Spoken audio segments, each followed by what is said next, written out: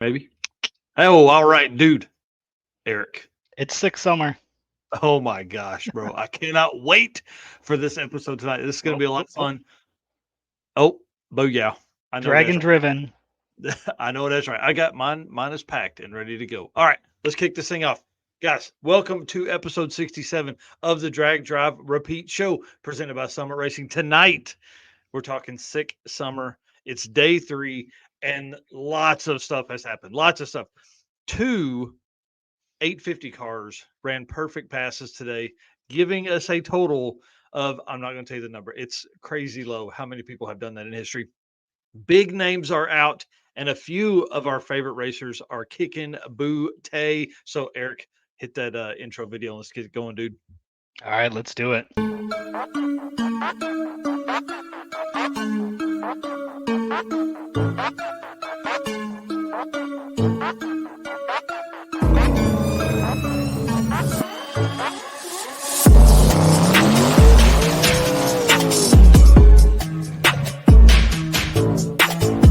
We're gonna pack things up and hit the road, try to make it the next day.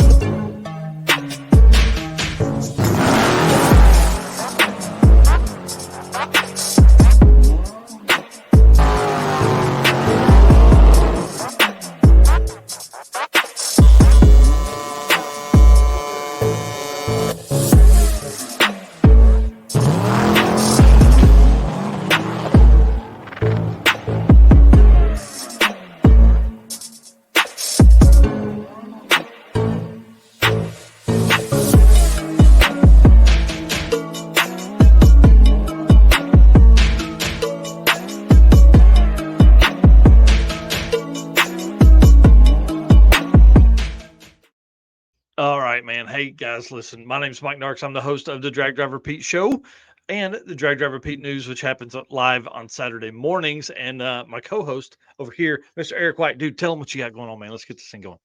I am Eric White. I am your co-host for both the news and the show. I got to play photographer for a couple days so far at Six Summer. I don't know if you can tell, I got a little sunburnt.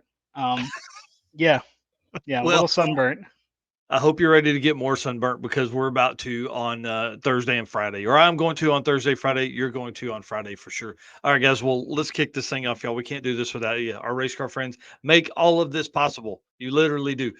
You give us motivation late at night. You send us messages. You tell us cool things. Like Derek Putnam messaged me today asking for a little bit of research.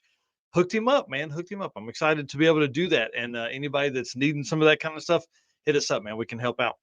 And we can't do this obviously without our sponsors. They make all the travel and all the equipment and all that kind of stuff possible. Summit Racing, Molly Motorsports, Driven Racing Oil, who is on site at Six Summer, WAF Racing, Car Change 3D, Performer Built Transmissions, Howard's Cams, Sweet Patina, Racing Junk, and Power Tube TV, which the new Southeast Gassers Association show just dropped last night. Got to watch that. Your boy is the host. I can't tell you how much fun that is. All right, on to the next bit here, guys, because we're rolling through. We got to get through this because I'm trying to get on the road tonight.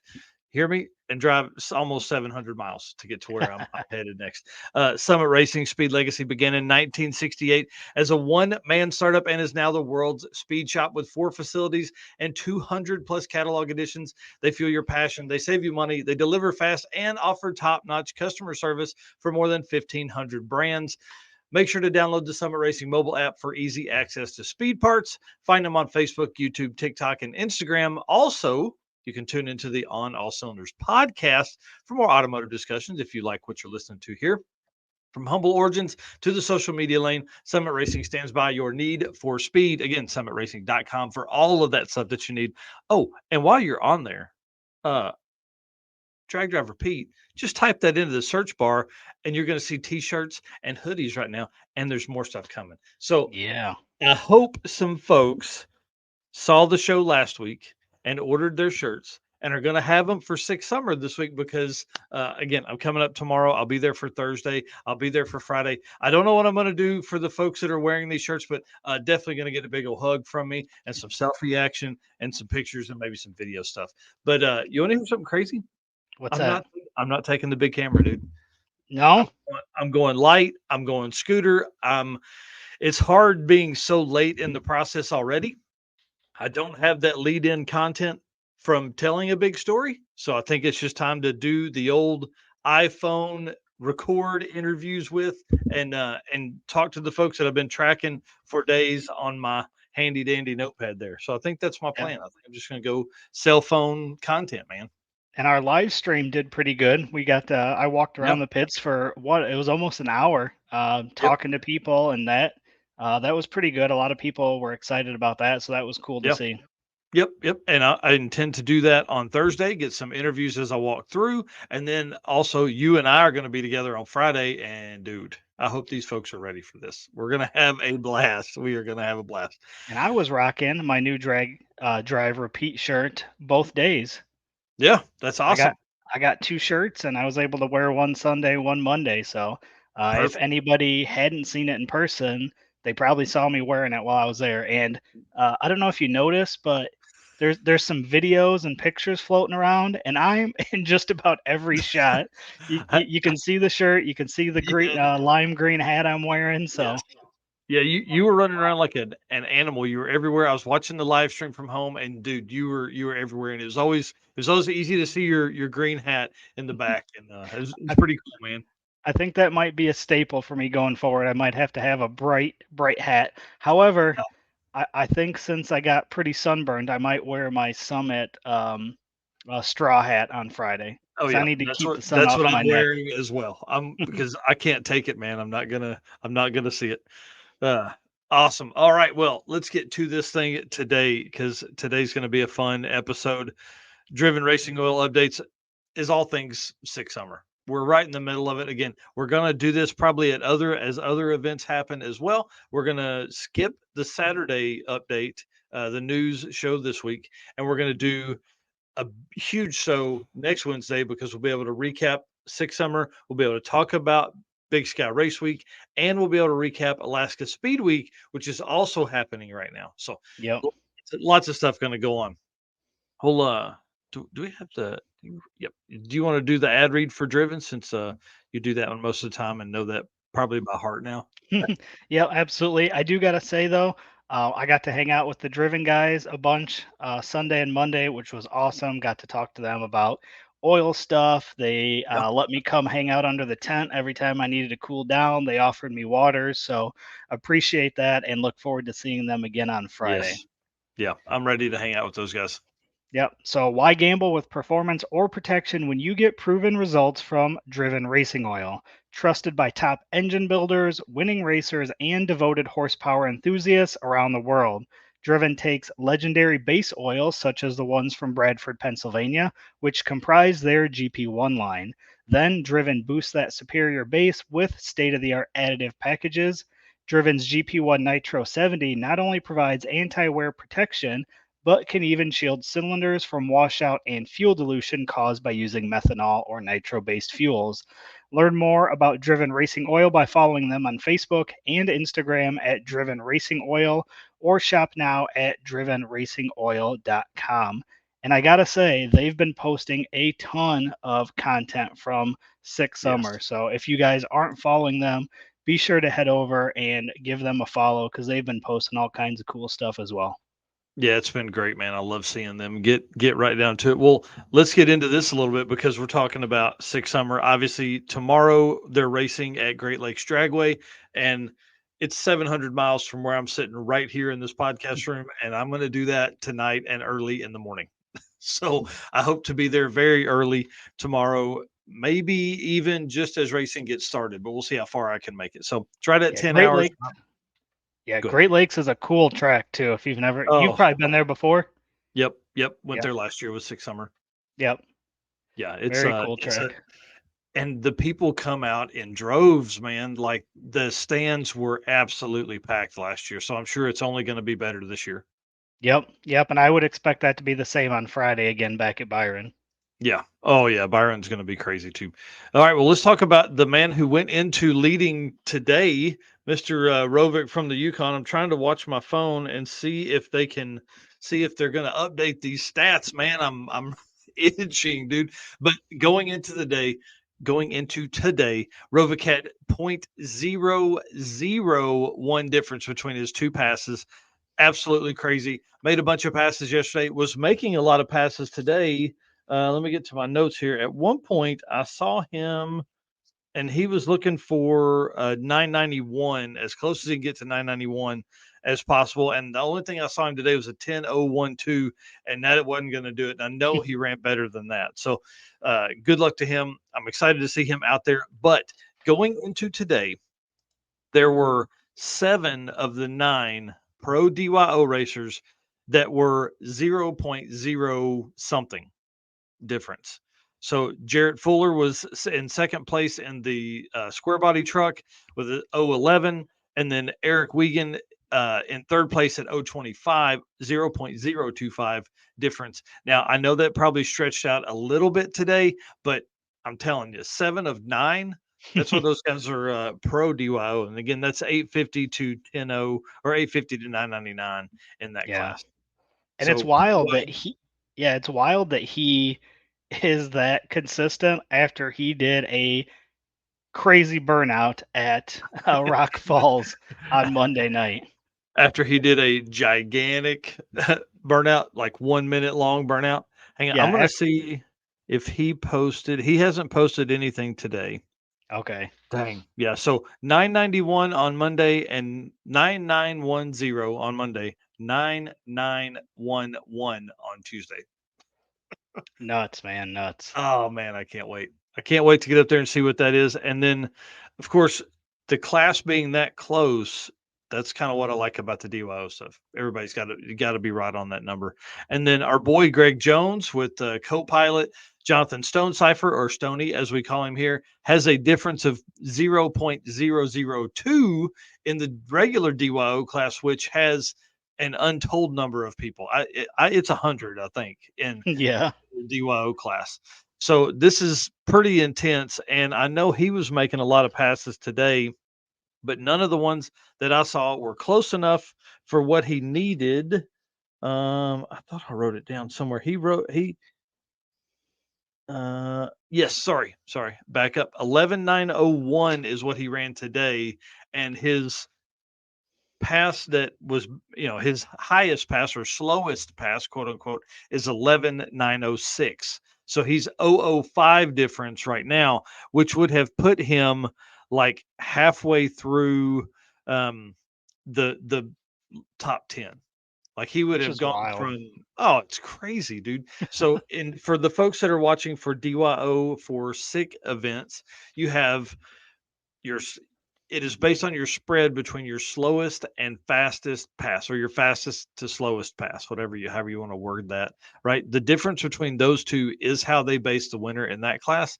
And I don't have the notes here, but I was doing a lot of stat stuff earlier, and I want to say there were 11 cars.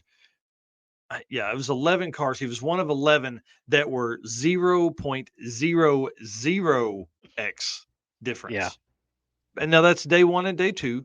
Right. I get it. Day 3 is generally the equalizer in a class like this. So, but pretty stellar to still only be 0.005 apart and still be on the road, still be driving after. Well, we're going to tell what happened later. Yeah. And what was surprising to me is, obviously I wasn't on last Wednesday because I was in Pittsburgh. I didn't even know Stoney was going to be there. And then because I didn't get to watch the show because I was out for work stuff. And when I turned around and saw him standing there, I was like, I didn't know you were going to be here. So that was super cool to get to go over and see him and talk to him, and talk to him a few other times on Sunday and Monday. So that was cool. But yeah, it was a little bit of a surprise being that I didn't know he was coming. That's awesome. So just heard back from Bill at Driven Racing Oil. He says, dude, we're just rolling through Wisconsin. Raj made 100 passes today. And I know he did. He said the Divco is out with trans problems after an all-night engine rebuild in Byron. So we'll talk about that in a minute. He said, we don't even know what day it is. Yeah. They're fully into drag and drive right now. Oh yeah. Well, here's what happens. You don't know where you are, because all you're doing is following a map, and then you don't know what day it is anymore because they've all run together. Yep. And Jay Blanchard asked if he's going to see me tomorrow. Yes, you will see me tomorrow at Great Lakes Dragway. All right. The other big news that happened within the street race class, which dude, I love that class. It's the 850 class typically. So street race classes are on notice. This is pretty intense. Jeremy Ortiz, your boy, Team Hybrid Racing in the 240 laid it out today. 8th person in drag and drive history now I'll say this, in the street race class, the 850 class, to run a perfect pass. 8500. Absolutely crazy. Can't believe it. It's awesome. 2 hours later, Chris Mary in the blue New Edge Mustang, no, the blue SN95 that kind of is tuned by the Deal brothers. He goes 850, 8500. Dude, that's crazy. Think 2 years ago, how many people had perfect 850 passes? Well, so that was what Derek had asked earlier, was how many people had done that. And Jeremy made 8, Chris Mary makes 9. If we include Dean Anderson's Pro DYO 850, then that's 10. Yeah. That is less people than are in the 200 mile an hour club at Hot Rod Drag Week. Yeah. But most of those have came in the last like 2 years, right? Well, here's if you go back a few years, it was pretty rare. Yeah, the first one wasn't even done until 2019. And it was Rick Thankey and Jim Braun both did it that year. And I mean, like, it's just this crazy, I love the stat stuff. So hang on, let's run through the years and the events. So 2019 Drag Week, we go a couple years. We did 2022 Drag Week with Dustin Trance, sorry. And then we had Sick Week 2023, Sick Summer 2023, Sick Week 2024 for 2 racers, James Tall and Brian Acton, and then now Sick Summer with 2 guys, same day. Pretty cool, man. Pretty cool. Yeah. So it jumped from 2019 to 2022 or 21. Yep. 2022. Yeah. So there was one in 2019, and the rest have been in the last 2 years. Yeah. Yep. Pretty crazy. Well, there were 2 in 2019. So Jim Braun and Rick Steinke both did it on Drag Week in 2019. Gotcha. That's still crazy, though. Different days. Yeah, I mean, it's wild, dude. That tells you the difference in tuning, and I mean, people are racing this class. Used to in a street race class, which is what this is, right? You would have your winner may be 870s. Yeah. And then number 2 is going to be in the 9s. Now you're looking at 850. Yeah, if you're not in the low 50s, you're not even in the conversation, Yeah, I know. Jay and Brian ran like a 854 day one, and like that was that they weren't happy with that. They made a bunch of passes because they were going under, but like you're saying, years ago that would have been fine. An 854 would have been great. Yep. Brian ran an 852 today, and they turned it around and came back. Yeah. I can't think of his name, but the orange SN95. Oh, Cameron Alley. Yeah, Cameron Alley. Yep, which is a local guy to me. They were still waiting in the lanes for the all run, and they ran an 851, and they were going back up to go again on day one. Yeah. I think he ended up with an 8511 on day one. Yeah, him and Jay and Brian, they all went up, and I think Chris Mary went up too, and none of them were able to better their passes. Man, that's crazy. Yeah, I was watching the last little bit. I was too busy today to watch all the live stream, but Derek was saying that he thought Brian and Jay had made 6 or 7 passes today, and that at that point, Rovic had made 6 or 7 passes as well. And I know he was looping it around. Yeah.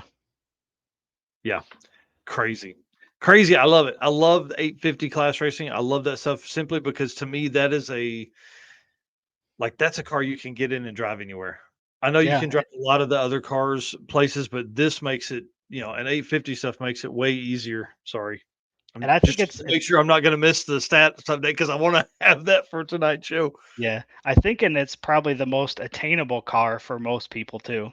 Yeah. Yeah, it still costs a lot of money to get in and race competitively in 850, but out of all the classes, the that's probably going to be your most attainable.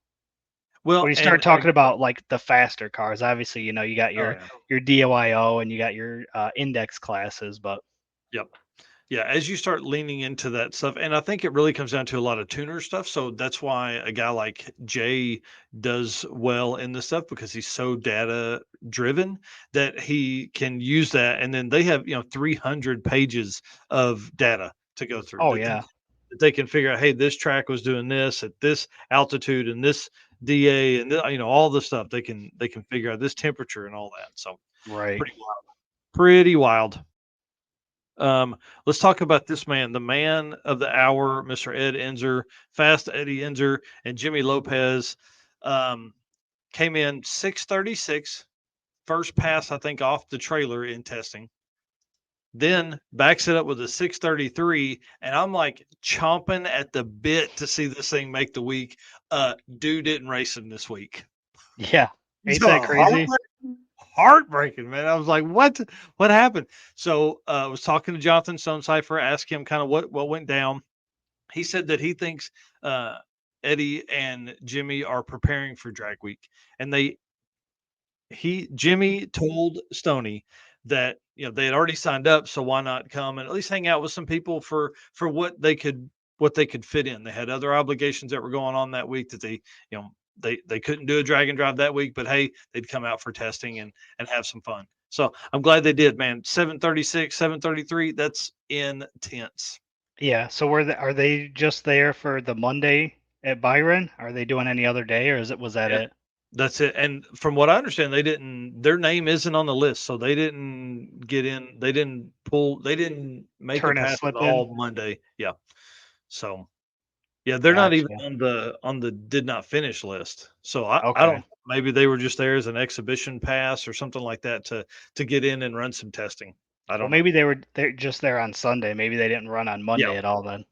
Right. Yeah, that's what I would have. That's what I would assume with the way Jonathan was talking. So, gotcha. And if you're busy, you run in, you make some passes on Sunday, you bounce. Get back home. Yeah. I don't know where those guys live, but it's got to be pretty close to make that drive and do that. So yeah, I'm ready. If he's going to drag week, they better get ready, because 730s, that's going to put a big number up. I mean, that's way ahead of where we're at right now with the NA stuff. So pretty cool. Yep. All right, let's talk about Molly. If you don't mind, I'll do the ad read this time. Yep. Yeah, and then you can lead us into some of the co-pilot segment stuff here. So, attention high performance enthusiasts and sportsman class racers, meet the Molly Motorsport Power Pack Kit, your ultimate solution for Power Pack performance. The Power Pack pistons are made from either 4032 aluminum alloy to allow for tighter cylinder to wall clearances and improved temperature stability, or 2618 alloy to allow for increased detonation resistance. Tailored for various engine families from small block Chevrolet to Volkswagen and Audi, we've got you covered. Or, well, Molly's got you covered. You and I don't build pistons. What sets Molly apart? Forged pistons, Grafal coating, and phosphate treatment for peak performance and durability. Elevate your ride with Molly Motorsport, where performance meets precision. Unleash the power within. Visit mollymotorsport.com for more details. And for you podcast listeners that are out there, we love you guys. Molly is spelled Mahle. All right. Yeah, buddy. Tell us about this first dude. Yeah, so Ryan from Performance Built Transmission. I've talked to him a few times. I'm pretty sure he's all in on drag and drive now. So he's getting the full experience. They swapped a power steering line roadside today in 90-degree heat. It was warm today. Yeah, pretty intense. And he, in his post, said, "I'm done. I'm hot." He said it's 90 degrees outside, and they were finally finishing getting back on the road. But what else did they do today? Yep. Well, you can see on the left there, they're squeezed into this wagon. The right is the picture of them changing that line today. I mean, you can look at Ryan's face in that picture and see he's over it at that point. But obviously, we got to meet each other, introduced each other. It was cool to hang out with. I stopped and talked to him multiple times throughout Sunday and Monday to see how they were doing. But they ran a personal best in the wagon at Byron, 11:127 at 122 That's in that awesome. big wagon, and they are trying to get a 10 this week. I have a feeling that come Byron, as long as they make it, they're going to turn it up some more. So when they got that personal best, this was on 1320 video. You can see how excited everybody was, and I just happened to be right there taking pictures when that happened. So it was definitely cool to see how excited they were. Like they were going crazy. It was awesome to see. Well, and I mean, like 5 dudes in a big wagon, and like when they get home, that car's going under the knife for twin turbos. Right. So, I mean, maybe they're going to do drag week with the nitro setup. I don't know, but I think they've upgraded from like 150 to a 200 shot now. And if you have your transmission builder on site, now's the time to lean on the car because that's the only thing that would scare me about 5,000 pounds worth of Mercury wagon. Yeah, but I talked to him a little bit, and he was just kind of amazed at the drag and drive, like the culture, like everybody, just all of it. He was super excited about. He said next year he's going to bring his team with him. They're going to come out in one of their cars, whether it's one of his cars or one of their shop cars. He said they're definitely coming back. Man, that's awesome. That's great to hear because like dudes like that we need in the sport because I mean they are professional transmission builders. They are performer built transmissions. So that dude can, if something breaks on the side of the road, that guy can rebuild it. And they're gonna have parts and stuff. Yeah, they're gonna have knowledge. They can probably do it with their eyes closed. So that'd be awesome. Plus, they're a big supporter of ours. We love them for that. And now they're out here doing this. Come on, man, it's awesome. Yeah, it was definitely cool to see. Yeah. That's for sure. I can't wait to hang out with him. We've never met in person. We've had him on the podcast a bunch and on the live streams a lot here, but never in person. And I can't wait because, dude, they'll be 4 days in, but 5 days in by the time I get there. He's going to be tired. It's going to be great. Yeah, I got to see him on day 0 and day 1 when he was still excited. When you get to see him, he might not even be excited to see it anymore. He might be so over it. I doubt it. It's one of those things like they fix the stuff in the roadside there. It looks like a gas station maybe. And then you get back rolling and now suddenly your adrenaline comes back. It feels way better. You're like, okay, I can do this. I don't want to quit. I don't want to get in the AC yet. Yeah. Yeah. Pretty awesome. All right. Well, let's talk about the next bit here is not the Javelin. It is that Jonathan Stonecipher and Greg Jones ran out of gas this morning.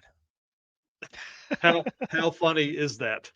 As a co-pilot, fuel is kind of your thing that you need to be kind of tracking fuel.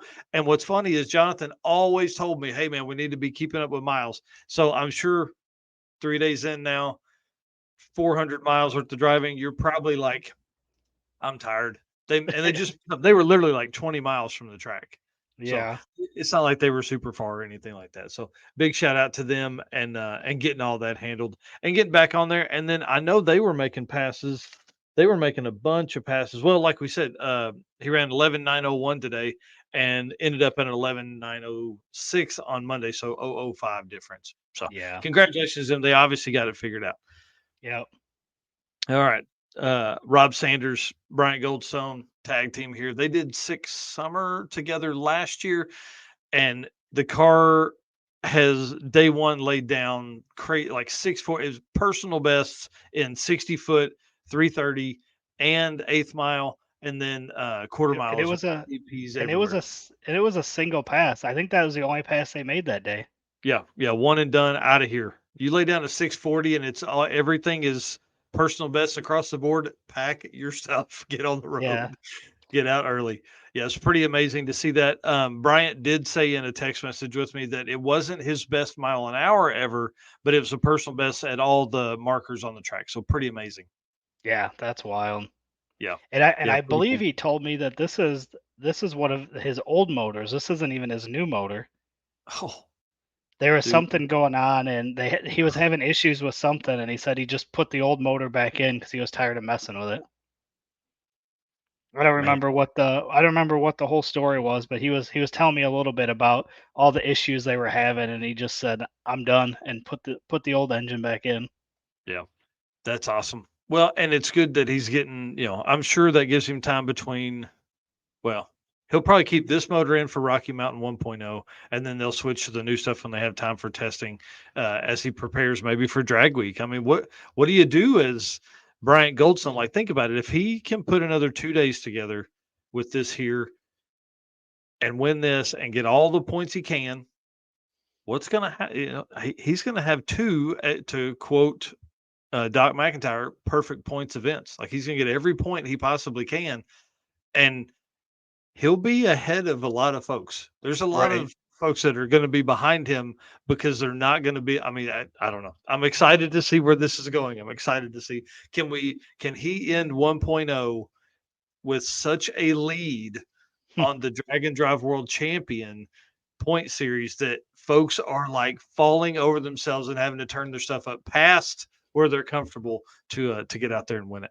Right. Yeah, it'll be interesting to see. So. Yep. Well, bring it on. And the car looks amazing. And I don't know who took these shots, but they're amazing too. Yeah, I don't know that logo down there. It looks like maybe that was one of ours. Yeah. So, and you were there, it's your boy. Eric took that. Eric took like 1,400 shots on Sunday and Monday and is working diligently trying to get through them. No, I took 1,400 on Monday. Oh. I took 900 on Sunday. So I'm at like 2,300 photos for 2 days, which is as much as I took at the circuit in a week. Man, or 4 days, 5 days. Yeah. And it makes sense. There's twice as many cars here with 318 than there were at the circuit at 161. So, I mean, I get it. Well, yeah. I also been fine tuning the camera. So, to where I was taking just a couple shots and hopefully one of them was good. Now I'm getting multiple shots. So now I guarantee that I'm getting at least one good shot in there. So it's also me learning how to become a photographer. And I understand why Chris Story, Jesse Fox, all those guys, when they say they take thousands of photos a day, I understand why now. Oh, yeah. And you can hear the cameras click, click, click, click, click, click, click. Because they're trying to get that one shot that's in there, right? Where me, I'm like, snap, one, it's not good. Oh, well. That's how it works. All right. Yep. Well, let's talk about Alex Taylor and her kicking butt in her class, 692 at 212 today. Day 3, she ran 7 something yesterday, 719 or 712 or something like that yesterday. Yeah, I know she ran a 7 something on Monday as well. Yeah, I don't have her pass here from yesterday. But anyways, the whole reason we're talking about her is because her dad, open run day 2. Yeah, 723 at 214 yesterday. Gotcha. Right? Yeah, I think so. Anyways, I don't know. Man, there's so many notes written down, scribbles there. So 692 at 212 today. That car absolutely moves out. For her to run 214 after spinning it like 60 foot, pretty intense yesterday on day 2. And so Dennis posted on his Facebook page, it was like 7 or 8 o'clock yesterday, I think, when he posted this. He said, we were the next to last car to leave Byron Drag Strip last night, talking about Monday night, because we decided to drop the oil pan and see if we could figure anything out. Alex and I agreed the oil pump looked like it wasn't sealing on the main cap, so we used a piece of 180 grit sandpaper against the steel post on the tower and sanded until the pump was flat. We finally left the track around 11 p.m. We thought the pressure was better as the engine came up to temp, but the pressure kept dropping. Long story short, we decided to send it anyways. We pulled the bearing while we were in there, and it looked like new. So even though the pressure would scare anyone, everything looked good. Yeah, he went on to say they essentially basically just put a piece of duct tape over the oil gauge or oil pressure gauge and just went on. And that was, the end of day 1. And so then they make the 714 pass on 723 pass on day 2, another 150, 200 miles worth of driving, and now run a 692 at 212 on day 3. Man, I mean, are they riding on the edge of can they continue? Are they like, hey, we're going to make this work? If anybody can work on that car, it's those two. They're not scared to turn wrenches on that thing. Yeah, I was on the starting line for a couple of her passes, and that car was dancing around when she was going down the track. I was like, holy cow. Yeah, that's pretty crazy. Well, I'm excited to see it for sure. Yeah, she could wheel that car better than I would. If that car was moving around and I was in there like that, no thanks. Yeah, I'm out of the throttle. I'm just telling you right now. That Right. scares me a little bit. Yeah, and for the other side of that, if you look back at Monday, I don't know what she ran when she was next to Nick, but I mean, there's her fiance out in front, blows the motor, gets sideways, drops the parachute. She can, I think she probably let out, obviously, but she had her wherewithal to keep that car straight and not be like, oh my God, Yeah. you drift that way. So did a great job. It's awesome to see her doing. I mean, she knows what she's doing. It's pretty cool. Yep. Yep. All right. Next up here, I mean, obviously, I think we probably got to Molly Motorsports. Thank you very much for what you do for us, guys. Gentleman's agreement. That's what this is right here. We love what we do. We do. I promise. Yes. But it takes time and a lot of money. And the way that this gentleman's agreement works is we will agree to continue to do this hard work and do all this stuff. But we need you to hit that follow or subscribe button, right? So no change in the hands, nothing like that. Just, hey, come on, help us out. Get us to that next level. We've been fighting. I really think social media lets you get to almost that point, and then they're like, we're just going to dangle this 100,000 followers in front of you for just a little bit. See if you want it or not. Well, I'm telling you, we want How it. bad you want it. This. We keep working hard, and I can't wait. I've got 15,000 pictures and videos in my phone, and we're going to just continue to cram them in there and keep making posts. Anyways, that's the gentleman's agreement. We do our stuff. You do your stuff. We appreciate it. Yes, sir. Yes, sir. Obviously, race car friends, you guys are what makes all that possible. Like, that was kind of geared towards new people to follow us, but the folks that follow us, the 97,300 and something followers that we have, we love you guys. You guys truly do make a big difference in our world, and we appreciate it so much. And that's of course, what makes sponsors. And that's what makes going to the events even more fun. Yeah. Like the drag and drive portion of it's great, but getting to see your race car friends, I mean, that's on a whole nother level. And that's part of the reason you're excited to come up here. We're going to get the show done so you can get on the road and come see all of your race car friends. Yeah. And I mean, it's 700 miles from where 685 miles from where I'm sitting right here to Great Lakes Dragway. You know what I mean? Like, that's a bit of a commitment on this side to run up for what is essentially Thursday and Friday, and then turn around and come right back home. So that's the way it works, though, man. Hey, you guys are worth it, and I promise you, I'm making it worthwhile, trying to put out as much content and stat stuff as we can. And of course, our sponsors, those guys really help keep us doing this. So if you have an opportunity to even just conversate with these sponsors about some parts that are coming up on a build of yours, please do it. Right? Hit Summit up, hit Molly up, hit Driven Racing Oil up, hit Car Change 3D. Listen, there's nothing cooler that you can get one of your car friends than a specialized 3D printed keychain of their actual car. Right. Like, not something that is close, but of their actual car. Corey Nicholson. Corey Thompson's a racer. Corey Nicholson at Car Chase 3D can do that for you. WAF Racing, brand new sponsor to come on board. They are on Hot Rod Power Tour this week, or they would be with us on Six Summer. And then Performer Built Transmissions, Howard's Cams. We love our boy over at Howard's. And I mean, dude, Performer Built, Ryan Snyder is at Six Summer right now. Right. Sweet Patina, Blake and the team down there, Sweet Patina, super cool shirts, super cool products to keep your car looking nice. Power Tube TV, because they put our content out, man. Exclusive stuff is available over on Power Tube. And then Racing Junk Classifieds changed part of their drag racing cars for sale to include a drag and drive section for everybody that's out there. And when we did the show on Saturday, the news on Saturday, there were 15 cars in that section, which is huge. I mean, that literally has been around for a month, and it's beginning to kind of take off. So pretty cool. Yeah. Appreciate all of them and all of you guys. All right, let's talk about some Howard's Cam community as we run through here. We got about what I would say about 20 minutes worth, because I'm itching, bud. I'm itching to talk about getting on the road. You hit the play button? Yep, I'm gonna hit this video and then we'll get into it. Perfect. Hello, ladies and gentlemen. Harris from the Monoxide Podcast. Real quick, Howard's Cams was founded as a racing cam manufacturer almost 80 years ago when Howard Johansson created Howard's Power and Racing Equipment in 1945. Howard's Cams has always used on-track experience to design the most powerful designs, and today they have an even greater group of experienced racers in circle track, drag racing, road race, mud bog, and marine. They use all this input plus the most advanced computer software to design the most competitive race-winning products.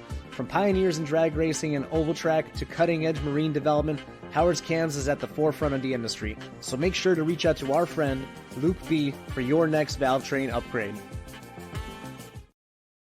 Man, and I actually talked to Harris at the Monoxide podcast yesterday on the phone. He called me because there's an event rumor that he's starting about Michigan or Minnesota.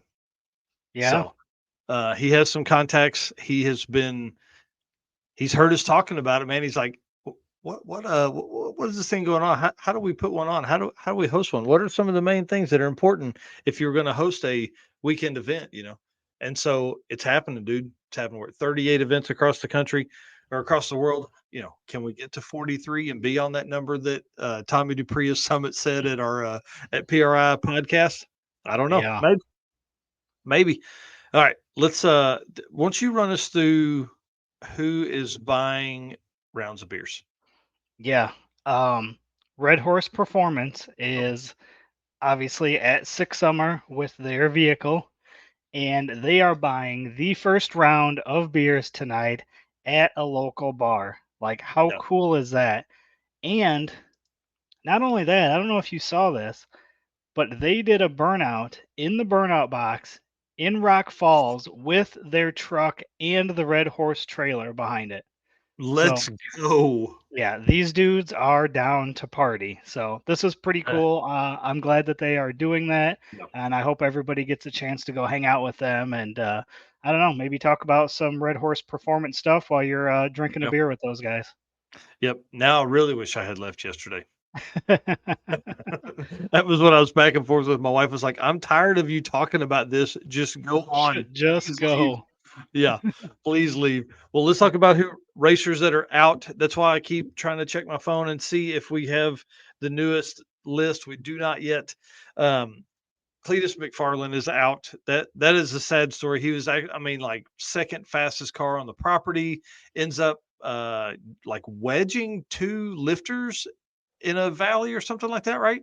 Yeah, it was something. And then they ran it on day 2 on 7 cylinders and tore it up even more.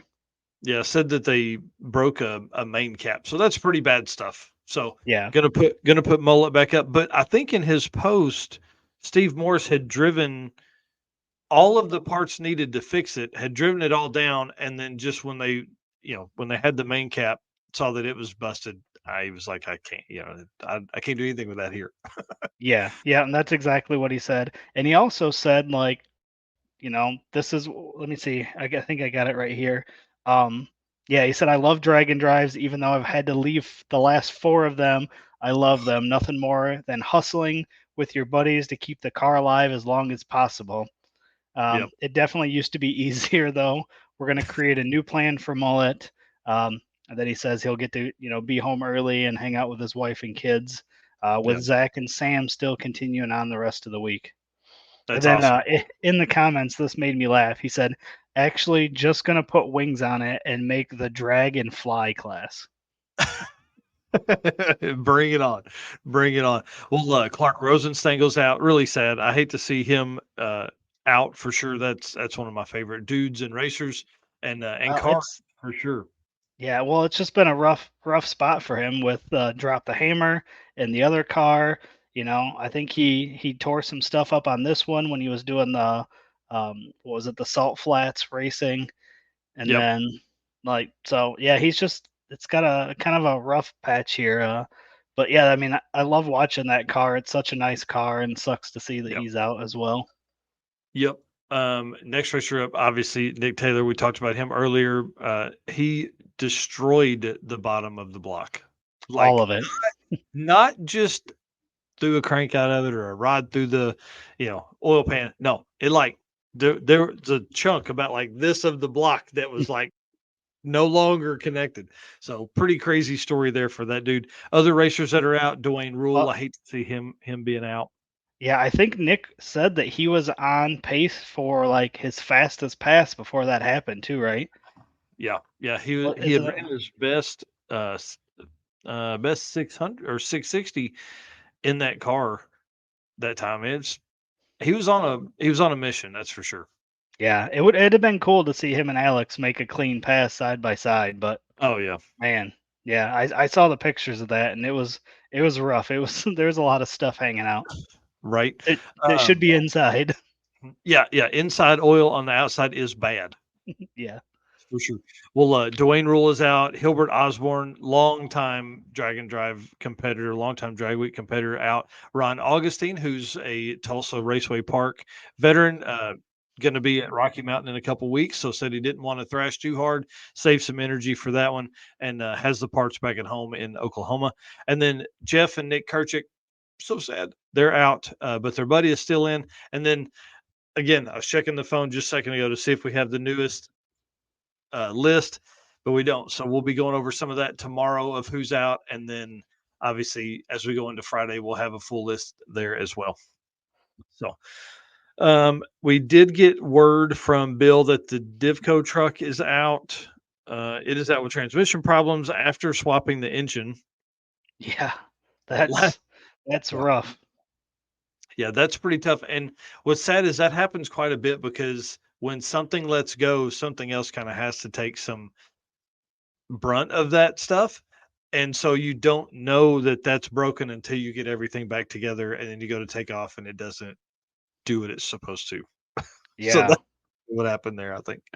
Yeah, pretty Yeah, it was sad. rough. I think they showed up to Rock Falls like on Tuesday morning before Yeah. heading out to Cordova. So yeah, they were thrashing. So that's tough to see.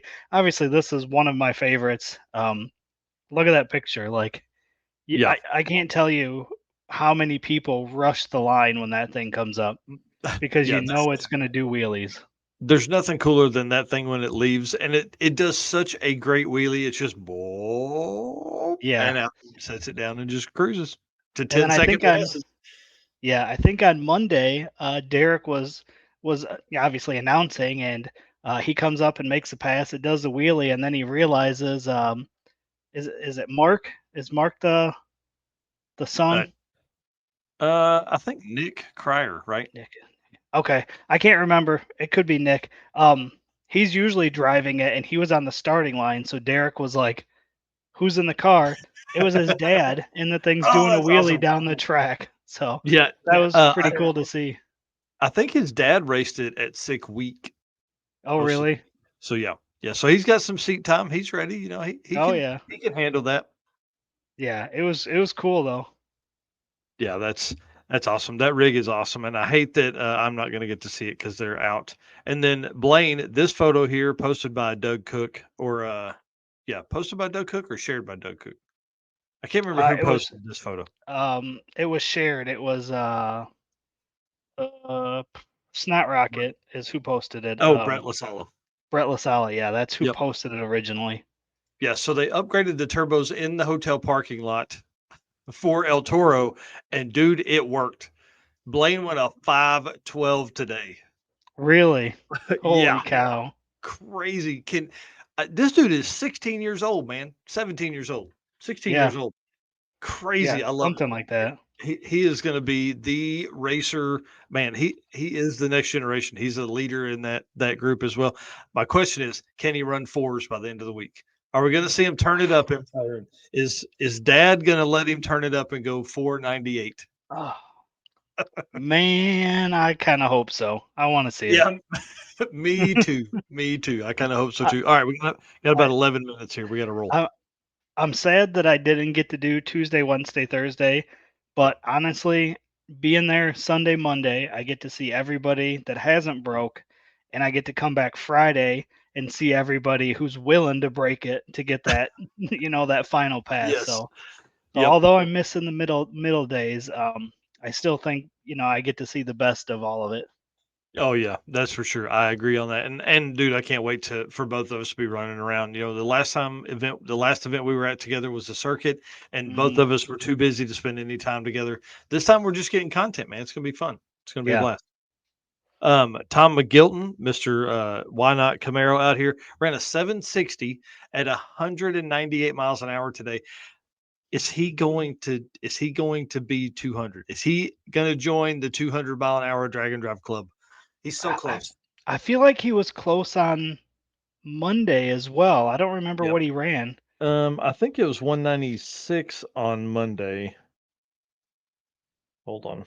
193 on Monday is the pass I wrote down. Anyways, Okay. now, he may have went faster than that, but I saw that, and I think knowing him, he was like, "Oh, that's good. I'm good with that."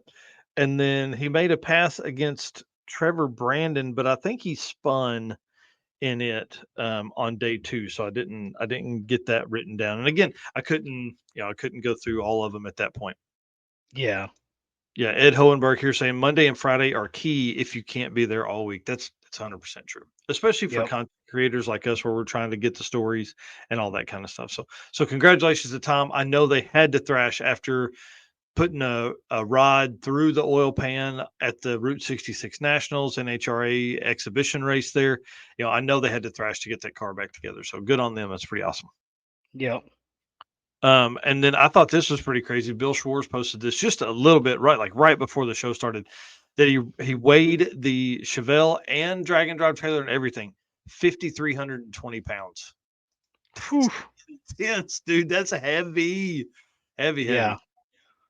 So when you start talking about brakes and things like that is a topic we'll talk about in an upcoming episode once we get through all of these event shows we're going to be doing it over the next 3 weeks. Brakes, because if you're telling TBM or if you're telling Strange or Willwood or whoever you're buying your brakes from, hey, yeah, my car weighs 3,300 pounds and I'm going to do a drag and drive in it. And they're like, oh yeah, vented brakes, whatever. But go weigh that thing, 5,320 pounds, pretty intense, man. Yeah, that's a lot of weight. You want to tell us what about right here? Yeah, there was a couple other things I had in here that I forgot to mention earlier. Alan Whitaker, he just ran his first 6 at 200. Yep. Is that what that was? Yeah, I don't think we have a picture of Alan, but he went 698. Is that what it was? Yeah, he ran his first 6. Yeah, 698 with a 0 at 205. Yeah. So that's pretty cool. Congratulations to him as well. Yep. And then day 1, he was one of the first cars down the track. Like literally him and Doug Hook were the first pair down the track. And he goes 724 at 200. Yeah, they both ran 7s to start the event. Yeah. And 200 plus. So Doug first round went 204 first pass. I mean, this is like first pass of the event. Not going to be easy on it. Going to lay it out and do it. It's pretty crazy. And speaking of passes, obviously Doug's being back with the Nova, and he's like knocking on the door of 6s. I think he ran what was it?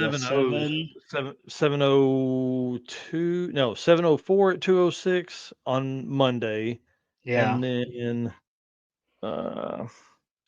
707 at 206 on Tuesday of stuff that I saw. This is my notes from what I saw. And then I didn't see what he ran today, but I know it was up there somewhere. Yeah, and then today Michael is at Manuel's Camaro, the red kind of like IROC 3rd gen, ran a 695. Yeah, another 200 mile an hour car. Pretty awesome. Yeah, so there's been a handful of really fast cars. Yes. Yeah, that's for sure. And the cool thing is they're all in different classes, or a lot of them are in different classes. So it's not like we have one standout class that everybody is just hammered home in. And I do want to give a big shout out to the Deal Brothers. That car 717, and what looked like on the live stream, and Derek Putnam basically said it on the thing that David Deal was like, meh. Or David Deal was in the car making a pass, and his brother was like, Nick Deal was like, I should have went faster. but I think that's what they say every time. It's like 7:17 is a personal best. It's crazy. Yeah. Yep. So yeah, just a quick recap for me. I was there obviously Sunday. I was there probably 7 in the morning until about, I don't know, 6 something in the evening. Um, just hanging out and getting pictures and everything. Was there first thing Monday morning for obviously the first pass. I stayed all day. I stayed through all the passes. They closed the lanes, got the last pair down. I packed up, left there, went to Rock Falls. That was about 45, 50-minute drive from Byron. Got there. If anybody was watching, we did a little bit of a live stream, kind of walking around there, seeing some of the cars. That was really cool to see. You know, the town shutting down, cars everywhere. Got to walk down in the burnout pit. We saw the first, what I think we recorded, or we were live for the first 2 burnouts or something. And then I took pictures and shorts for the rest of the burnouts there. That lasted about an hour. I think that started about 5. It was about 6 something when that wrapped up. And at that point, guys, I was sunburnt. I was tired. I gathered up my stuff and I came home. So I know they had food trucks there. They had a band going, but that's kind of where I ended off my sick summer trip so far. And I thought this was an amazing photo that Sick Summer or Sick the Mag grabbed. This was the second car, first or second car. I can't remember. It was a second because it was the Ranger was the first one. Yep. So this was the second car in the burnout pit. I got this guy a trim ring for his Mustang like a week before the event, and it got put on. So obviously I was excited to see it there. Yeah. But this photo turned out fantastic. You get all the cloud smoke from the burnout. You get a clear shot of the trim ring. So this was probably one of my favorite photos that I've seen so far of all of the event. Yeah, it is perfect. Yeah. You know, the coloring of the burnout is great. The car, and of course having that trim ring on the front with all that airflow just helps, more horsepower, all that kind of stuff. That's right. What else, man? What was another, we got 3 or 4 minutes here. What was another fun part of the day for you? Honestly, it was every time I got on my scooter and I went to ride somewhere, I didn't get but a few feet, and then I would run into somebody else and I would stop and talk. And then I'd take off again. Maybe I'd grab a couple photos, and then I end up running into somebody else. And then I'd stop by the Driven booth and talk to those guys and grab a water. And then I'd go over and I'd see Jay and Brian, and then I'd, hit the lane. So honestly, it was seeing everybody. Every time I went somewhere, there was somebody to talk to. So people always, like my family, my wife always asked me, like, and my kid, you go to these things by yourself. How is that fun? And it's fun because all of our race car friends getting to hang out with everybody, talk to everybody. Like, I went by myself, but you're not there by yourself. Yeah. Yeah, 100%. And that's what's so cool about this stuff. And that's why I can't wait, man. I'm ready. I'm itching. I'm itching to get on the road So all your momentarily. stuff packed up? Oh, dude, everything's in the car, ready to go. Like, you bringing the Saturn or? Oh yeah, or the new Suburban?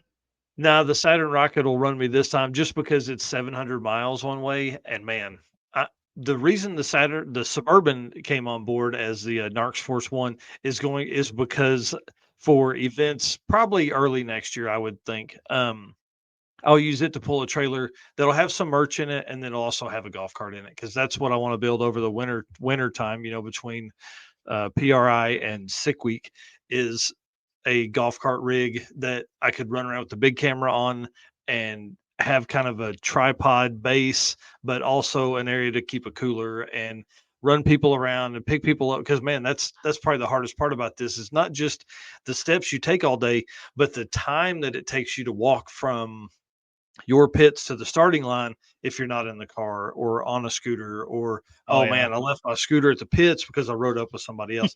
So just to be able to do that for folks and have all of that available all day would save me a lot of time, really is the reason I want a golf cart. So scooters are great, but they don't work with the big camera. They don't work with a tripod. I can't, it would take more time than it's worth to undo all kinds of contraptions and things like that. So that's what I'm going to do. I'm going to build a golf cart over the winter and, or buy a golf cart over the winter and build out some kind of rack system or something like that for some merch. Because, dude, we got to have some merch out there. You know what I mean? Oh, absolutely. Can't let Summit have all the fun. Yeah, there's some cool stuff coming that we've been talking about. So, yep, that is for sure. Well, do you want to lead us out here as we wind down? Yep. Like we mentioned, we're going to end off a little bit early today so Mike can get on the road and come hang out with us for the rest of Six Summer. Thanks, all you guys, all the race car friends. Thanks to everybody that I talked to on Sunday, Monday. Thanks to everybody that I'm going to talk to again on Friday. You guys really keep us going, and it's a blast to come hang out with everybody. And thanks to our sponsors, Summit Racing, Molly Motorsports, Driven Racing Oil, again, who is on site at Six Summer, Car Change 3D, Performabuilt Transmission, Howard's Cam, WAF Racing, Sweet Patina, Racing Junk, and Power Tube TV. Yep. All right, guys. We'll see you tomorrow. Yep. We'll see you guys soon. Later. Sweet. All right. Well, right in an hour.